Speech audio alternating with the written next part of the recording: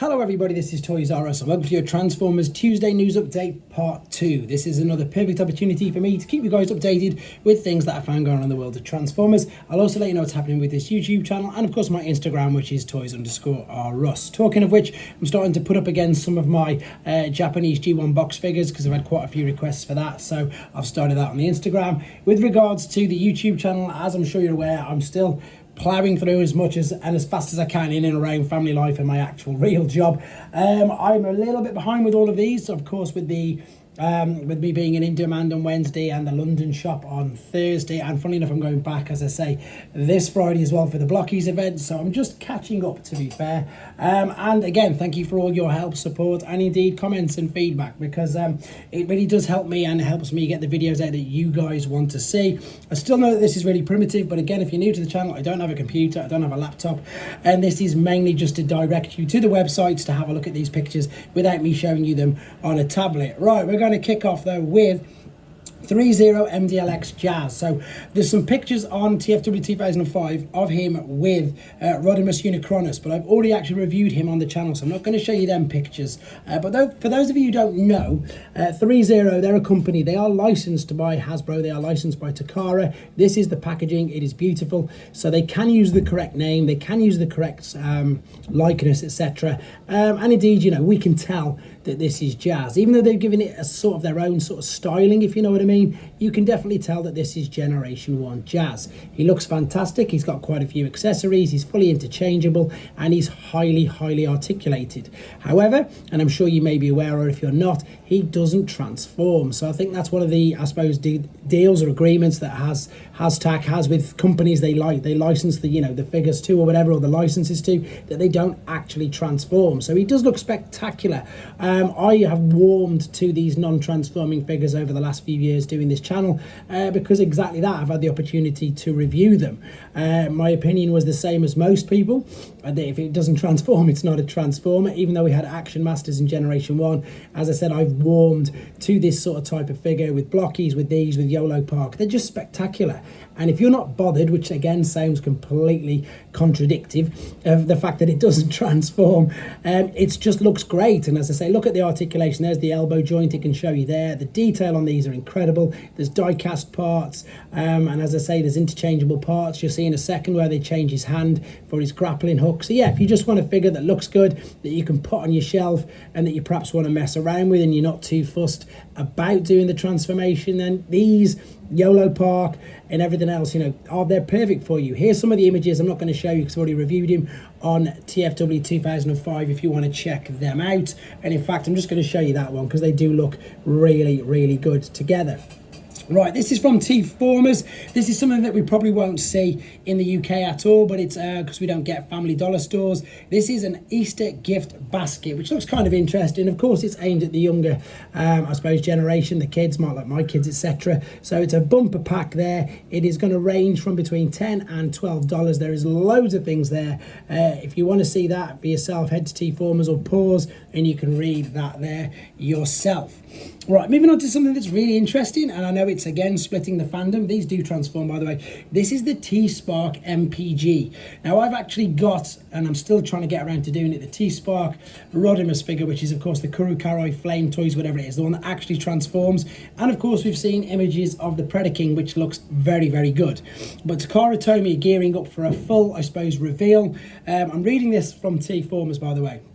The tspark transforms MPG new concept line called Style Gen. So it's a curious abbreviated name, and it's a clever hint at what appears to be a line of popular characters that include accessories from different series. So this is the updates that we've got so far. So he's clearly like MP10, but like Rise of the Beasts, where, you know, like the movie bots at the same time. There's this, well, that's basically the axe from Siege, and there's the blades, etc. We've got, of course, the industry standard Energon axe.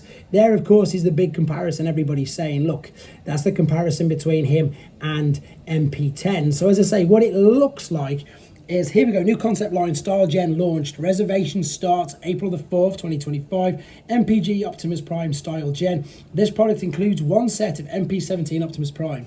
The image is a CG image made using design data currently under development. So T-Spark at the moment, not exactly sure what they're going to be doing. But we've got these images, and I think it's because they're trying to go for something more in the middle. And what I mean by that is the MPG Jinro is a brilliant example. It's a great figure, I think so. It's perhaps, and I again appreciate what people say, here's all the accessories, it's probably not full masterpiece sort of grade, even though maybe that's why they've changed it to MPG. The transformation is simplified, but it's still a great figure, where it's nothing like your MP44 where you need a bachelor's degree to transform the legs, or you need to book half a morning off work, etc. It's just something that you can do relatively simple, but it still looks great. So I'm really interested to see what the Takara tspark line brings us. It is April the 1st. I'm not going to bother pulling any pranks, so it's hard trying to decipher what's real and what's not. I had to do a double take on this, but it does look to be pretty legit, to be fair. So this is third-party company, and they're going to be releasing a Fortress Maximus figure called Big Mac. Literally, they are. Literally, it's going to be called Big Mac. He's going to be 76 centimeters tall. This doesn't seem to be a joke. As I say, I thought it was a joke, but it doesn't seem to be. So 76 centimeters tall. He's going to be huge. You can see there in base. What are they saying here? 815 by 610. Now, the rolling base is huge. That's over a meter long when he's in that mode. And as I say, guys, this does seem to be legit. It's on a Weibo page all by itself, so we wait to see colour images of it. Speaking of colour images, this is something that, again, although it's third party, it is completely whetting my appetite, because I love Super God Master Force and I absolutely adore Metalhawk. So this is a masterpiece scale, first colour images of the jet for Metalhawk. Now, Fans Hobby, if you don't know Fans Hobby, at the moment they're like a third party company, which funnily enough have relatively simple, that's too extreme. They're not overly complicated masterpiece transformations is what I'm saying, but they concentrate on the Unicron trilogy and Super God Master Force rather than going with, you know, your Autobots on the Ark, etc. And it's really interesting to see, and this is a beautiful looking figure, and it is something that I am watching with great interest. Right, moving on to this. This is something where I hate to do this, but I'm going to ask you guys for a favour. If you live in the UK, I cannot find anywhere as of yet where we can order that. If anybody can help me in the UK, let me know. Unless it's something I've just missed, I want to order it, or maybe I'm gonna have to see if there's any available on the Target website in America. I can't get hold of it anywhere, and it doesn't look like In Demand are going to get any, unfortunately, which is normally my go-to. Anyway, guys, this is a place where you can get things from. This is Show Z.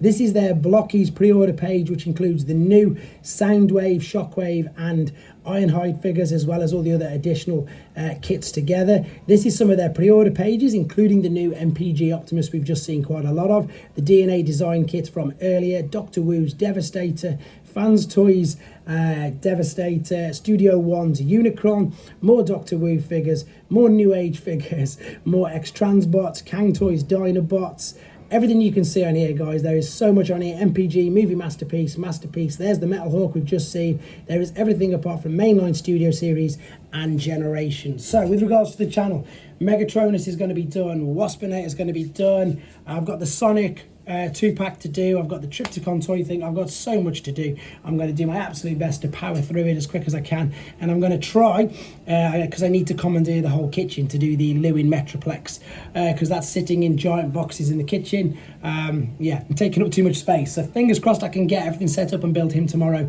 but I'll keep updating you anyway. And of course, in the Transformers store again in London from midday-ish on the Friday. Look forward to see as many of you in person, and again, I'll keep you updated with things when they drop. Thanks for watching. Take care.